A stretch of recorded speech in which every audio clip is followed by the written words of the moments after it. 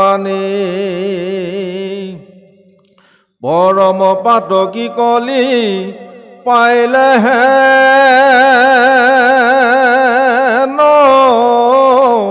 জানি আৰম্ভিলো যজ্ঞ আশী সহস্ৰ বৎসৰ হোম ধূমে ধূৰ্ম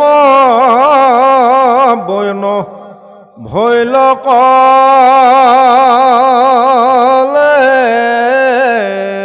বৰ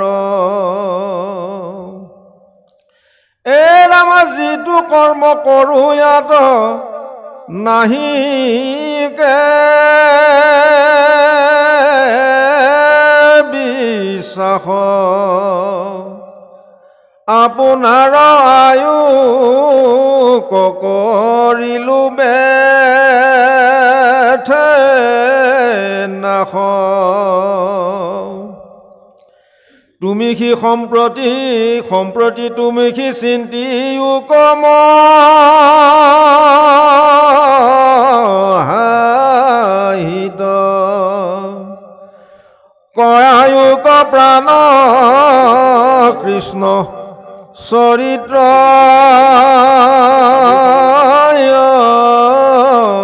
অমৃত পৰম ঈশ্বৰ কৃষ্ণ দেৱ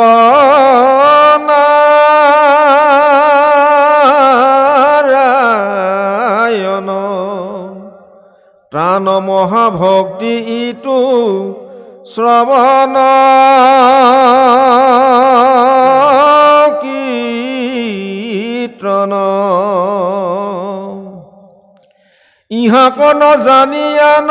কৰ্ম কৰি মৰো কয়ো কৃষ্ণ কথা সুত যেন মতে তৰো এইখিনি সামৰি দিম এই ৰাম ইহা দেখে আমাৰ মিলিল মহাভাগ তুমি হেন মহন্ত পাইলো ভাগ্যে লাগ যত স্বৰ্গ সুখ সিজিটো মুখ্য সুখ মূল ভকতৰ সংগৰ অল্প কোনো হিতু তাৰ কাৰণে গুৰুসকল সন্মানীয় মাতৃসকল ইয়াৰ পদত ৰিফাৰেঞ্চ কৰিছে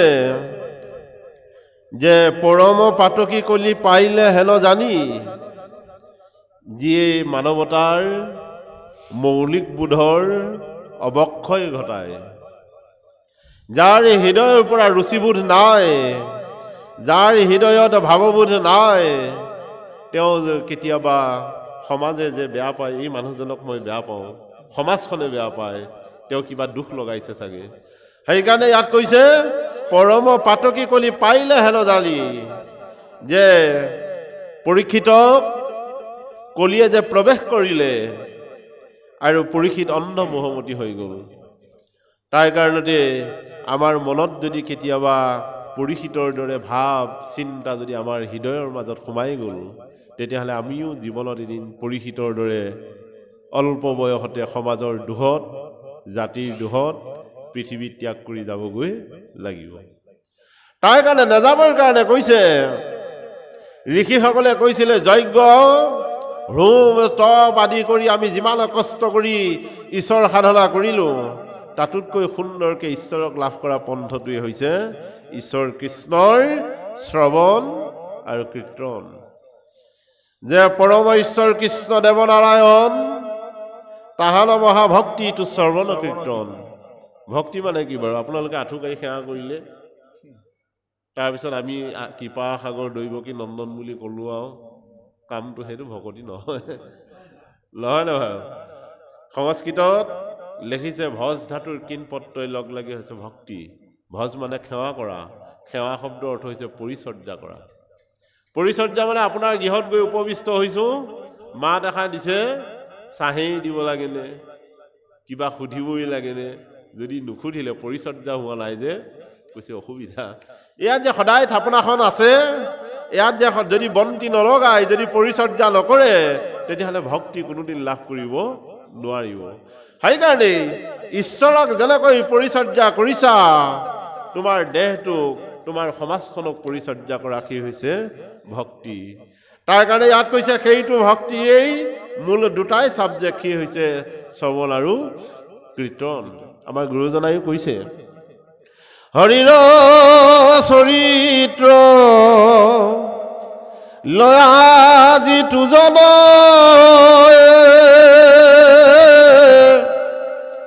হৰিৰ চৰিত্ৰ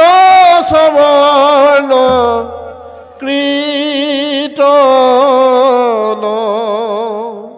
কৈছে ঈশ্বৰৰ দুইখন কিতাপ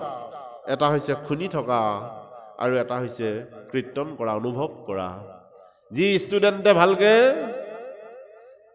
পঢ়ি ৰাখি থৈছে সি পৰীক্ষা হলত ৰৈ থকাৰ সময় নাই সি লিখি আছে তাৰ ৰিজাল্টো ভাল হৈছে যিয়ে সামৰি নথলে দেহি সি পকেটত হাত মাৰে আগতে টুকুৰা চুকুৰা মাৰে যে সেইটো কৰিবগৈ লাগিব যিসকলে পঢ়ি নথলে আজি আপোনালোকে যে ভাগৱত অধ্যয়ন কৰি যদি এটা কথাও নেৰাখে পৰীক্ষাৰ দিনাখন বিচনাতটো আমিবিলাক দুমাহমান পঢ়িবই লাগিব আৰু পঢ়া কিদিন কোনোৱে যাতে কৰ্ণত দেদাই কৃষ্ণ বুলি কচোন তাক কৃষ্ণ বুলি কৈছে তাৰ ৰিহাৰ্চল ভাল নাই যে কৈছে বোপাই ডাঙৰ ছোৱালীজনী কিমান সময়ত আহিব এই তই কি চিন্তা কৰি আছ এইসোপা ৰাম বুলি ক কৈছে বা যে এলাহাবাদ বেংকৰ টকাকেইটা কি হ'ব মই সাঁচি থোৱাকেইটা ইমান চেষ্টা কৰিছে তাৰ মুখেদি কি নাম উলিয়াব পৰা নাই সেইকাৰণে যাৰ ৰিহাৰ্চল ভাল সি ভকতক দেখাৰ লগে লগে বেদতেই লাগে পঢ়ি থাকক কৃষ্ণ বুলি ক'ব আৰু যাৰ ৰিহাৰ্চল বেয়া তাক হানি খুচিও মুখেৰ পৰা নাম উলিয়াব নোৱাৰিব সেইকাৰণে ইয়াত কৈছে ইহাক নাজানি আন কৰ্ম কৰিবৰো কৈছে এই কথাখিনি নজনাৰ কাৰণে মই বিষয় বন্ধনত পৰি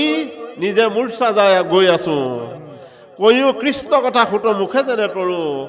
মানে সুতৰ মুখৰ পৰা যেন কৃষ্ণ কথা প্ৰাণ নিগৰিছে আমি যেন শুনিবলৈ কুণ্ঠাবোধ কৰিব নালাগে যেন ভাগৱতৰ কথা অধ্যয়ন কৰি জীৱন যেন আমাৰ সাফল্যমণ্ডিত হয়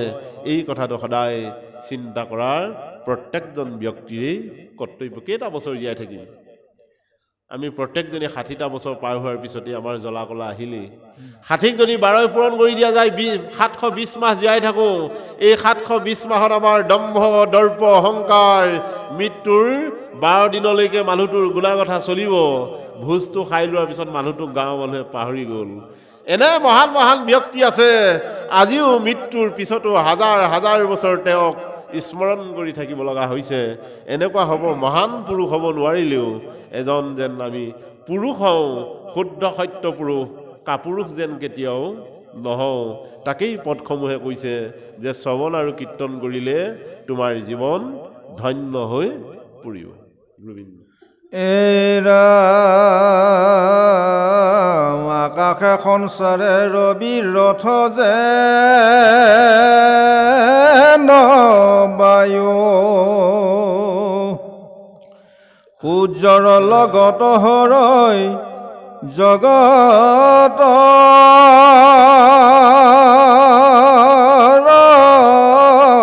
আয়ু একখন মানে যিটো শুন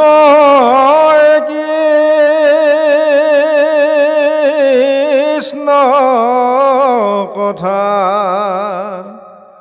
তাৰ বিনে আনৰ জীৱন যায় বিথা যিয়ে কৃষ্ণ কথা নুশুনিলে তাৰ জীৱনটো ব্যৰ্থ বুলি ভাগৱতে আমাক সিদ্ধান্ত দিছে আমি লিখা নাই গুৰুজনে লিখিছে যে সূৰ্যৰ লগতে জগতৰ হৰৈ আয়ু যে সূৰ্যই পৃথিৱীৰ কক্ষৰ প্ৰসাদ যেনেকৈ সদায় ঘূৰি আছে আমাৰ জীৱনটো তেনেকৈ ঘূৰি আছে কোনোবা দিনা পটককৈ ধৰাধাম ত্যাগ কৰি যাবগৈ লাগিব একক্ষণে মাত্ৰ যিটো শুনৈ কৃষ্ণ কথা তাৰ বিনে আনৰ জীৱন যায় বৃথা যিজনে কৃষ্ণ কথা নুশুনে তাৰ জীৱনটো ব্যৰ্থ হৈ পৰিল কৃষ্ণ মানে কি কৈছে মানে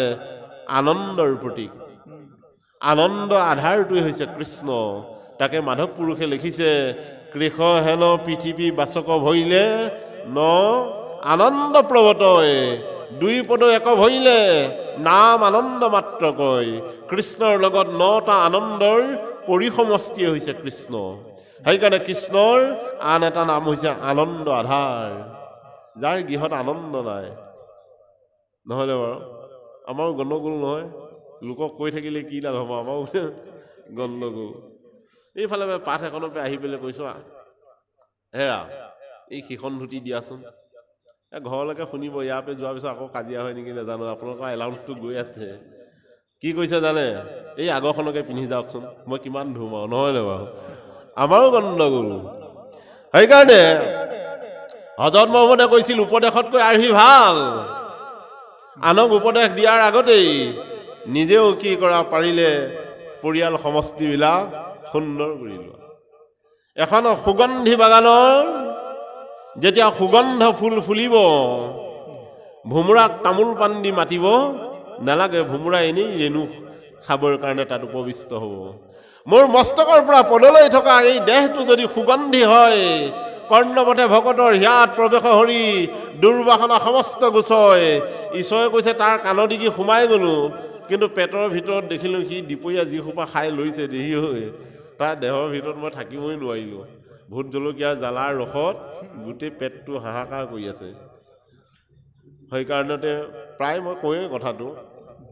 তাত মগুমাহ দিয়া হৈছে নহ'লে বাৰু তাত মালভোগ কল দিয়ে মিঠৈ লাডু এটা দিয়ে তাত ডাঙৰ ডাঙৰ মানে কণী কেইটামান বইল কৰি দিব নোৱাৰেনে বাৰু ঈশ্বৰে কৈছে মই সেইকেইটা নলওঁ নহয় জানো সেয়াতে দৃঢ় মোৰ শৰীৰত সুদৃঢ়ভাৱে ইউনিভাৰ্চেল ট্ৰুথ চিৰন্তন সত্য যে মোৰ শৰীৰত সুদৃঢ়ভাৱে ভগৱন্ত প্ৰভু আছে তুমি কিয় ভাণ্ডক কৰিলা বাৰু তাত ইমান সুন্দৰকৈ এয়া দিলা 7 দিন যদি তাত থৈ দিয়া মই নাখাওঁ খেলাই হৈ যাবগৈ কিন্তু ইয়াত মই সুদৃঢ়ভাৱে আছোঁ তুমি ইয়াত যে এই গৰম মছলা তৰকাৰী সোপা দিছা এই সোপা দি পেলাই কিমতে ভকতি গাই থাকিলে মই কোনো কাৰণে তোমাক কৃপা কৰিব নোৱাৰোঁ সেইকাৰণে কৈছে আহাৰ শুদ্ধই ছত্ৰ শুদ্ধ হ'লে ধুবা স্মৃতি শুদ্ধ হ'লে দেহৰ বিপ্ৰ গ্ৰন্থিনাং শুদ্ধ হয় নাৰ্ভবিলাক শুদ্ধ হয় হাই প্ৰেছাৰ থকা সকলে যদি 3 মাহমান নিৰামিষ আহাৰ খায় তাৰ প্ৰেছাৰটো ডাউন হৈ পৰিব যদি সেই প্ৰেছাৰৰ ভিতৰতে আৰু যদি তেওঁ উগ্ৰ আহাৰ দি থাকে ঈশ্বৰে কৈছে তোমাক নিবলৈ আৰু মোৰ বেছি দিন নালাগে সেইকাৰণে কৈছে বৃক্ষই বন্ধনৰ পৰা পাৰ হোৱাৰ একমাত্ৰ মেডিচিনেই হৈছে ভগৱন্ত প্ৰভুৰ শ্ৰৱণ যে ভগৱন্ত প্ৰভুৰ কথা শুনা জীৱন তোমাৰ ধন্য হৈ পৰিব এই কথাখিনিকে আমাক পদে সুন্দৰকৈ উপস্থাপন কৰিছে এই ৰাম কৃষ্ণ তৰ পিয়াই আমি কৰোঁ মজত তাতো নানা বিঘ্নি আছে জানিলো মনত এতেকে পিয়ায়ো কৃষ্ণ চৰিত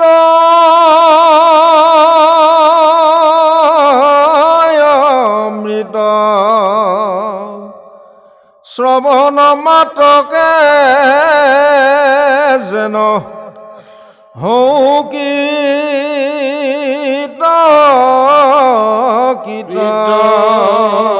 একক্ষণে মাত্ৰ যদি কৃষ্ণ কথা শুনে একক্ষণে মানে ক'ৰবাত গৈ থাকোঁতেও ঈশ্বৰৰ কথা যদি স্মৰণ কৰিছে সেইকাৰণে তাৰ বোলে জীৱনৰ ব্যৰ্থ নহয় গুৰুজনাই লিখিছে যিটো জনে প্ৰথে জানত কৃষ্ণ কৃষ্ণ বুলি সুমৰ আনন্দ মনত শংখ চক্ৰ গদা পদ্ম তাক ৰক্ষা কৰি ফুৰো যাহা যাহা প্ৰথে জানত যে বাটত গৈ থাকোঁতে যিজনে কৃষ্ণ কৃষ্ণ কৃষ্ণ বুলি স্মৰণ কৰি গৈ থাকে, ঈশ্বৰে কৈছে মোৰ 4 অস্তই তাৰ পেছি পেছে গৈ আছে, অসুবিধা নাই। তাৰ জ্বলন্ত প্ৰমাণ আমাৰ জীৱনত হৈছে। কেতিয়াবা আমি পাঠ গাই ভুৰু বান্ধাত যেতিয়া পাঠ গোৱা হয়, মানে সিটো কাষ্টৰ মানুহখিনিৰ মাজেদি কি আহি থাকিব লগা হয়, এই লম্বা লম্বা সকল সেই ৰাস্তাত বহি থাকে, অসুবিধা নকৰে। ইমান সুন্দৰকৈ আহি থকা গৈছে, তেতিয়াও অসুবিধা নকৰে। ঈশ্বৰক চিন্তা কৰা, মহাবিপদতো মই তোমাক ৰক্ষা কৰিম যদি মোৰ নাম তুমি স্মৰণ কৰিছা বা গুণাগাথা কৰিছা। যদি মোৰ দাম্ভিক আৰু অসৎ প্ৰবৃত্তি হৃদয়ত সোমাই আছে, তেতিয়াহ'লে মই কেতিয়াও নাম লোৱাৰ ব্যৱস্থা নকৰোঁ। এই কাৰণতেই ইয়াত পদত লিখিছে, কৃষ্ণত অৰ্পি আমি কৰোঁ যত কৰ্ম, তাতো নানা বিঘ্নি আছে জানিবা বলত। ছোৱালীজনী বিয়াৰ দিনাখন বৌখন নপৰিবৰ কাৰণে একদম কামনা লৈ দি দিলে আহি ইয়াত জেগাত, কৃষ্ণতে অৰ্পিয়া যত কৰ্ম কৰোঁ তাতো আমাৰ বিঘ্নি আছে। বিঘ্নি সেইটোৱেই যে ছোৱালীজনী বিয়াত বৌখন নপৰিবৰ কাৰণেহে মই দিছোঁ। যদি ছোৱালীজনী বিয়া নহ'লহেঁতেন মই ইয়াত দিয়া নহ'লহেঁতেন। ল'ৰাটো মেট্ৰিকৰ পৰীক্ষাৰ দিনা আগদিনা সন্ধিয়া মই দিছোঁ আহি, ল'ৰাটো পৰীক্ষা নোহোৱাহেঁতেন মই নিদিলোঁহেঁতেন। মই যে কামনা ৰহিত, মোৰ যে আশা আছে তাৰ কাৰণে দিলোঁ, কিন্তু মই তাৰপিছত আকৌ পৰীক্ষাৰ ৰিজাল্ট ভাল হোৱা দিনা প্ৰভু তোমাৰ কৃপাত মোৰ ল'ৰাটো পাছ কৰিল বুলি কোৱা নাই, ইয়াত নিদিলোঁ আহি দৰখাস্ত। সেইকাৰণে কৈছে কৃষ্ণত অৰ্পিয়া যত কৰ্ম কৰোঁ তাতো আছে নানা বিঘ্নি মোৰ, মই কামনা কৰি আছোঁ সদায়, মোক অমুক লাগে প্ৰভু তমুক লাগে। কৈছে মোৰ ভক্তজনক মই কি দিব লাগে মই নিজে জানোৱেই নহয়, তুমি মাত্ৰ কামনা নকৰিবা। সেইকাৰণে বৰ্ণৰ গোপীসকলক ভগৱন্ত প্ৰভুৱে কৈছিল, ভক্ত প্ৰাণ মোৰ মনাল, ভকতেহে গুৰু মোৰ জানিবা নিশ্চয়, ভকতজনৰো হয় স্বভাৱ স্বৰূপ, যেন আকাশৰ বায়ু মেঘ নাহি ভিন্ন ভাৱ। যে আকাশৰ বায়ু আৰু মেঘ একেলগে থাকে, ভিন্ন ভাৱ নাই। ভকত আৰু ভগৱান একেলগে থাকে, ভিন্ন ভাৱ নাই। তুমি মাত্ৰ কামনা নকৰিবা, তুমি ঈশ্বৰৰ মানে পাবৰ কাৰণতে পাৰিলে ঈশ্বৰে যেতিয়া গাড়ী দৌৰাব, ঈশ্বৰে যেতিয়া কোৱাব, আপুনি নকৈ থাকিবই নোৱাৰিব। আপুনি যিমানেই যি নহওক, ঈশ্বৰ যেতিয়া কৃপা হ'ব আপোনাৰ এনেই আঁতৰৰ পৰা গুচি যাবগৈ। সেইকাৰণতে পাৰিলে ঈশ্বৰৰ নাম